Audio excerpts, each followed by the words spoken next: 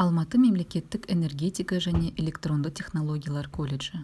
Топ жетекші, экономикалық пәндер оқытушысы Серикханова Ақбота Берекхановна. Топ МН 190. Қазақтың ұлы батыры Бауыржан Момышұлының 110 жылдығына арналған адалдық сағаты. Сәлеметсіңдер ме балалар? Бүгін адалдық сағатымызда 20 ғасырдың ең жарқын тұлғасы, белгілі жазушы, Ұлы Отан соғысының даңқты жауынгері, халық қаһарманы, қазақтың батыр ұлы Бауыржан Момышұлының өмірбаянымен таныс боламыз. Бауыржан Момышұлы 1910 жылы 24 желтоқсанда Жамбыл облысы Жуалы ауданы Көлбастау ауылында малшының отбасында дүниеге келген. Әкесінің шын аты Момынәлі, бірақ халық арасында Момыш деп аталып кеткен. 1929 жылы Бауыржан 9 жылдық әулиеата мектебін бітірді.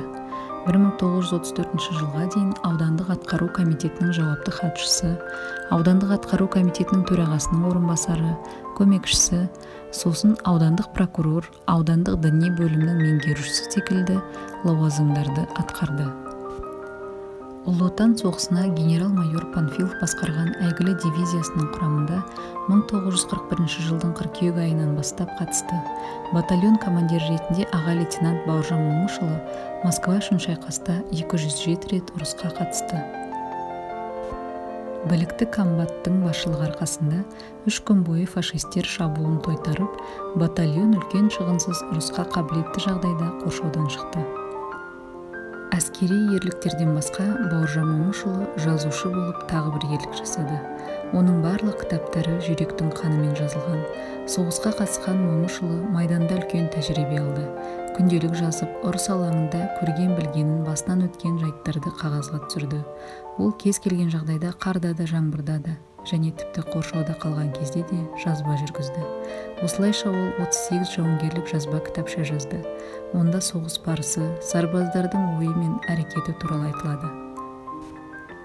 Полковник Момышұлы 2 рет бірінші дәрежелі Қызыл Ту орденімен, Ленин және Отан соғысы ордендерімен, әскери шайқастағы еңбегі үшін, Мәскеуді қорғаған үшін орден медальдарымен марапатталды.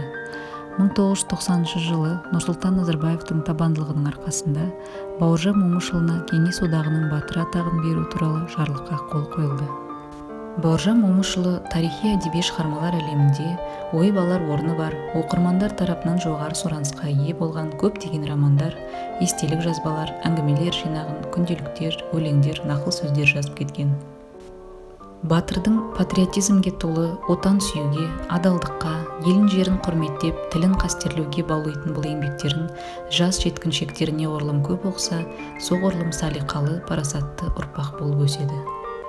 Балалар, сендер Бауыржан Момышұлының айтып кеткен қандай нақыл сөз өсиеттерін білесіңдер? Ешкім іштен батыр болып тумайды. Батырлық та мінез секілді өскен орта, көрген тәрбиеге байланысты қалыптасады. Бауыржан Момышұлы. Батырлық тәуекел мен ақылдың есебінен шығуға тиіс. Тәуекел кейде ақылды да ақтап алады, ал ақылсыз тәуекел де ештеңе де ақтап ала алмайды. Тіл байлығы, тіл тазалығы, ұлт қасиетінің, салт санасының негізгі өнегесі нағыз белгісі.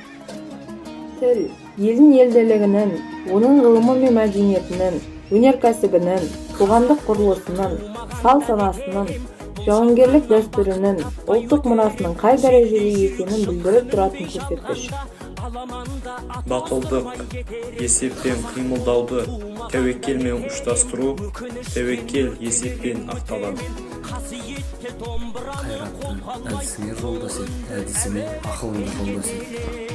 Қазақ тілі еш уақытта өзімен көрші халықтардың тілдерінен сорлы болып, қатардан қалмағандығына, өз бағасын жібермегендігіне мыңжылдық көне дәлел куә. Қай салмақ табандылық пен қайыс қайсарлықтан шығады. Көрші ұлттан өрнесе ел туады. Жанға жақын, уаққа жақын, ойға қонымды келеді. Тіл ұлт қасиетін айқындайтын ұлттық салт сана өзгерді. Балалар, адалдық сағатымыз аяқталды. Назар қойып тыңдағандарыңа рахмет. Сау болыңдар.